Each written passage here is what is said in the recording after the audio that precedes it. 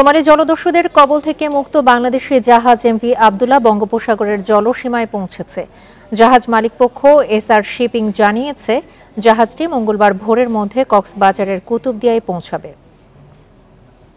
দেশের এক নম্বর glucose brand গ্লুকোম্যাক্স টি একই এনার্জিতে এলো নতুন প্যাকে।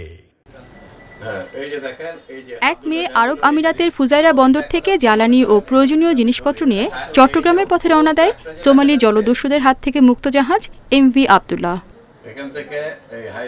জিম্মি দশা থেকে মুক্ত হয়ে বাংলাদেশের পথে ফিরতি যাত্রায় উল্লাস প্রকাশ করেন 23 নাবিক। সামাজিক যোগাযোগ মাধ্যমেও তুলে ধরেন তাদের উচ্ছ্বাসের কথা। আমরা লেটেস্ট আপডেট হচ্ছে কুতুবদিয়া এবং চট্টগ্রাম অ্যাঙ্করেজ প্লাস কুতুবদিয়া অ্যাঙ্করেজে মালগুলো খালাস করবে, খালাস করে শিপ বাইরে চলে যাবে, বুঝছেন? এইটা হচ্ছে প্রোগ্রাম আপাতত। শুক্রবার এমভি আব্দুল্লাহ বঙ্গোপসাগরের জলসীমায় প্রবেশ করে।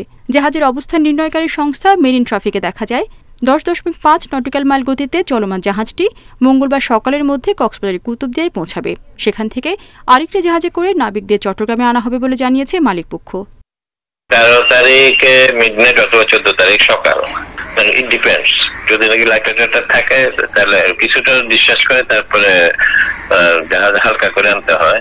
মোজাম্বিক থেকে কয়লা নিয়ে সংযুক্ত আরব আমিরাতে যাওয়ার পথে গত 12 মার্চ ভারত মহাসাগরে সোমালিয়ান জলদস্যুর কবলে পড়ে এমভি আব্দুল্লাহ। প্রায় 1 মাস পর জিম্মি দশা থেকে মুক্ত হয় জাহাজটি।